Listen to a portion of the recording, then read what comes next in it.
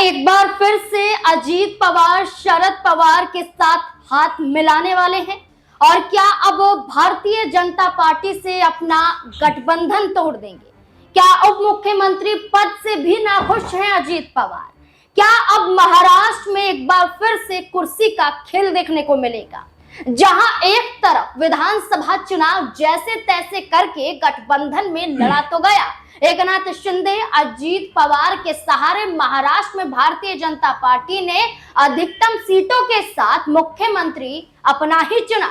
एकनाथ शिंदे और अजीत पवार को बैसाखियों के सहारे छोड़ दिया कि अगर साथ छोड़ते हैं तो आपकी मर्जी है, अगर साथ रहते हैं तो आपका सही फैसला है। लेकिन अजीत पवार के जरिए एक बड़ा ऐलान किया गया है। अजीत पवार गुट की तरफ से कहा जा रहा है कि बीजेपी द्वारा और बीजेपी के जरिए महाराष्ट्र के मुख्यमंत्री द्वारा अजीत पवार का अपमान हुआ है और अजीत पवार का अपमान हम बर्दाश्त नहीं करेंगे। साथ ही साथ निकाय चुनाव हो या बीएमसी के चुनाव हो, इसमें खुलकर अजीत पवार ने कह दिया है कि भारतीय जनता पार्टी के साथ मिलकर चुनाव नहीं लड़ेंगे, अलग उनकी पार्टी चुनाव लड़ेगी। तो ऐसे में सवाल खड़े हो रहे हैं कि क्या अजीत पवार ने बीड़ा उठा लिया है कि अब भारतीय जनता पार्टी के साथ नहीं रहेंगे और उनके ही विधायक अब उनका साथ देने के लिए तैयार हो गए हैं। इससे जुड़े हुए कई सवाल हैं, सवालों के जवाब लेंगे। मेरे साथ मेरे वरिष्ठ सहयोगी अमन सर जुड़ चुके हैं।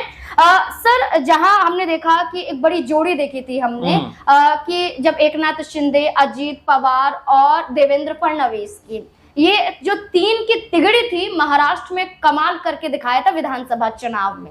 एकनाथ शिंदे ने बेशक नाराजगी जाहिर की थी, लेकिन अजीत पवार उप मुख्यमंत्री पद के लिए भी तैयार हो गए थे। लेकिन हाल फिलहाल में देवेंद्र फडणवीस ने एक अपने इंटरव्यू में एक ऐसा बयान दिया है जिसके बाद बड़ा विवाद खड़ा हो गया है।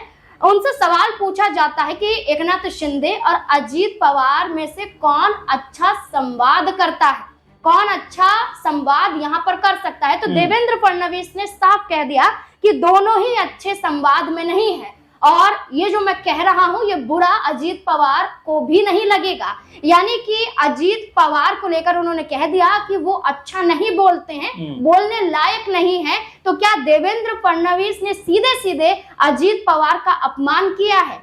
देखिए नाज़मीन, अगर हम महाराष्ट्र की राजनीति के बारे में बात करें तो यहाँ पर वाकई में जब से बीजेपी सत्ता में आई है 130-32 सीटें बीजेपी के कब्जे में रही हैं। उसके बाद से बीजेपी के जो नेता हैं वो अनाप शनाप बयानबाजी करते हुए दिखाई पड़ते हैं। अभी आपने देखा कि कुणाल कामरा जो एक कॉमेडियन है उनको लेकर भी देवेंद्र फडणवीस कहते हुए नजर आ रहे थे कि ऐसे लोगों के बारे में क्या बात करनी जिनको 4 लोग भी नहीं देखते हैं, और तमाम तरह के कमेंट उनके ऊपर करते हुए नजर आए। लेकिन जरा उनकी फैन फॉलोइंग आप देखेंगे तो लाखों करोड़ों में उनके व्यूज आते हैं और इस तरह की छोटी बात करने का कोई अर्थ होता नहीं है। आप जाहिर बात है कि उनकी बातों से इत्तेफाक रखें या ना रखें वो एक अलग मसला है, लेकिन किसी को भी इस तरह से आप नीचा या कमतर नहीं दिखा सकते। ये देवेंद्र फडणवीस करते हुए नजर आए। इसके अलावा आप देखिए कि यही देवेंद्र फडणवीस है कि जब बीजेपी सत्ता में आने का प्रयास कर रही थी, शिंदे गुट अलग हो जाता है शिवसेना से और शिवसेना से अलग होकर जब बीजेपी से संपर्क करता है और शिंदे कह देते हैं कि भाई मुख्यमंत्री मैं बनूंगा चाहे कुछ हो जाए, और फिर बीजेपी कहती है कि ठीक है आप मुख्यमंत्री बनिए,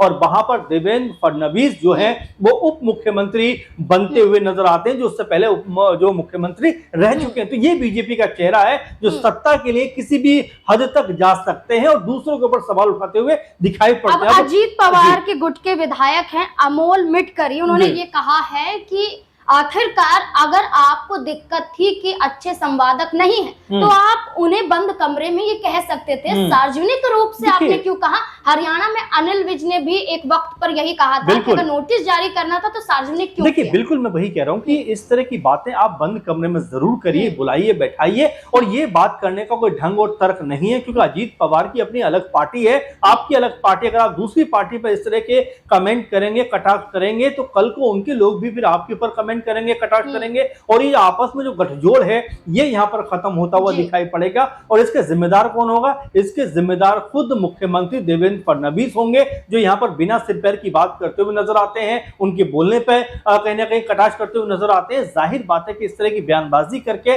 आप जो है मुद्दों को डाइवर्ट करना चाहते हैं। लेकिन आज महत्वपूर्ण मसला यह है कि महाराष्ट्र में जो आपने महिलाओं से वायदे किए थे क्या उनको आप पूरा कर पा रहे हैं? जो शिंदे ने कहा था कि भाई मुझे 6 महीने का वक्त दे दीजिए, मैं मुख्यमंत्री बनूंगा और जो योजना मैंने शुरू की है उसको मैं अंजाम तक लेके जाऊंगा। लेकिन जरा आप देखिए, महाराष्ट्र में ना सिर्फ कह सकते हैं कि महिलाओं का पैसा बढ़ाया गया, बल्कि ये भी किया जा रहा है कि महिलाओं के नाम भी काट दिए जा रहे हैं। इसको लेकर भी तमाम सारे सवाल उठ रहे हैं। तो यहाँ पर देवेंद्र फडणवीस को कैसे सरकार चलाई जानी चाहिए, कैसे सरकार चलनी चाहिए। और देखिए, फिर भी ये सरकार जो है वो गठबंधन की सरकार, उनको ये नहीं भूलना चाहिए कि बीजेपी यहाँ पर अपने बूते सरकार में नहीं है। अगर अजीत पवार गुट नाराज होकर अलग हो जाता है, अगर यहाँ पर शिंदे गुट जो है नाराज होकर अलग हो जाता है, तो यहाँ बीजेपी के लिए मुश्किलें पड़ सकती है। इसलिए बीजेपी को कोई भी बयानबाजी सोच समझ के करनी चाहिए, क्योंकि अपने पैरों पर कुल्हाड़ी मारना, मेरे ख्याल से ये काम बीजेपी यहाँ पर करती हुई दिखाई पड़ती है। जब अपने सहयोगी दलों के ऊपर इस तरह के लांछन, इस तरह के कटाक्ष करती है और उनके बोलने पर भी कहीं ना कहीं ऐतराज जताती है, तो जाहिर बात है समझ में आता है कि क्या बीजेपी अपनी सरकार को यहाँ पर खो देना चाहती है। क्या बीजेपी अब कह सकते हैं अति आत्मविश्वास में नजर आ रही है? क्या देवेंद्र फडणवीस यहाँ पर अति उतावलेपन में दिखाई पड़ रहे हैं? अगर ऐसा है तो उसका खामियाजा उनको आने वाले दिनों में भुगतना पड़ सकता है। देखिए, शरद पवार और अजीत पवार के बीच में हमने कई बार मुलाकातें देखी और अजीत पवार ने खुद बीजेपी के कई नेताओं को फटकारा कि आप शरद पवार का अपमान नहीं कर सकते हैं। हाल फिलहाल में ये कहा जा रहा है कि अजीत पवार फिर से शरद पवार के साथ हाथ मिलाकर, यानी कि दोनों पार्टियों का विलय हो सकता है, फिर से एक पार्टी बन सकती है। और इसमें सबसे बड़ा दावा शरद पवार द्वारा किया जा रहा है। शरद पवार ने ये कहा है कि अगर सुप्रिया सुले जैसे ये नेता, ये जो युवा चेहरे हैं, ये अगर चाहें तो हम हाथ मिलाने के लिए तैयार हैं। तो क्या सुप्रिया सुले के जरिए अजीत पवार को शरद पवार अपनी पास लाने की कोशिश करें? परिवार है, परिवार कभी भी एकजुट हो सकता है। आप जरा उत्तर प्रदेश में चलें, उत्तर प्रदेश में एक समय शिवपाल यादव अलग पार्टी बनाकर चल रहे थे, अखिलेश यादव अलग पार्टी सपा में थे ही थे। लेकिन जब देखा गया कि भाई मुलायम सिंह यादव का निधन हो जाता है, उसके बाद चाचा शिवपाल यादव जो है अखिलेश यादव के, वो उनके साथ में आते हैं, करीब आते हैं और फिर अपनी पार्टी का विलय, जो प्रसपा उनकी पार्टी थी, प्रगतिशील समाजवादी पार्टी, वो सपा में करते हुए नजर आते हैं। तो कोई बड़ी बात नहीं है कि इस तरह की चीजें होती रहती है राजनीति में। और अगर ऐसा होता है और अगर समर्थन अजीत पवार यहां से वापस ले लेते हैं, तो फिर फडणवीस सरकार मुश्किलों में पड़ सकती है, क्योंकि पहले ही शिंदे जो है वो मुख्यमंत्री की मांग पर अड़े हुए थे। अगर शिंदे अलग हो जाते हैं, तो ये अजीत पवार अलग हो जाते हैं, तो शिंदे यहां पर फिर अपना जो पहले का उनका मुद्दा था, मांग थी, वो निकालकर सामने आएंगे कि भाई मुख्यमंत्री तो मैं ही बनूंगा।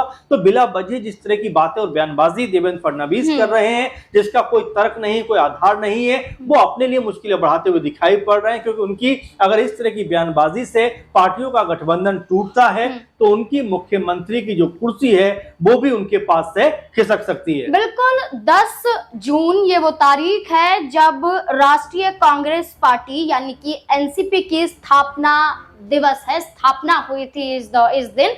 और ऐसे में माना जा रहा है कि अगर अजीत पवार शरद पवार से हाथ मिलाते हैं तो ये वो तारीख हो सकती है, ये वो दिन हो सकता है। लेकिन अब देखना होगा कि तारीख तो नजदीक आ रही है और भाजपा द्वारा अजीत पवार का अपमान भी किया जा रहा है और एकनाथ शिंदे पहले से ही नाराज हैं। तो क्या महाराष्ट्र में एक बार फिर से तख्ता पलट होता हुआ नजर आएगा? क्या महाराष्ट्र में भाजपा गठबंधन की सरकार गिरना तय मान लिया जाए? और क्या अजीत पवार इसका सबसे बड़ा जरिया बनेंगे? क्योंकि एक और बड़ा कारण माना जा रहा है छगन भुजबल, जिन्हें नाराज किया गया था जब इन्हें कैबिनेट में शामिल नहीं किया गया, मंत्री नहीं बनाया गया था। लेकिन अब ये कहा गया कि अजीत पवार से बिना पूछे भाजपा द्वारा छगन भुजबल को मंत्री पद सौंप दिया गया। तो ऐसे में उनके कद को कम करने की कोशिश की जा रही है। अब देखना होगा कि महाराष्ट्र में क्या बड़ा खेल फिर से होगा। आपको भी क्या यही लगता है? इस पूरे मुद्दे को लेकर आपकी क्या राय हो सकती है? अपनी राय कमेंट सेक्शन में जरूर दें। धन्यवाद।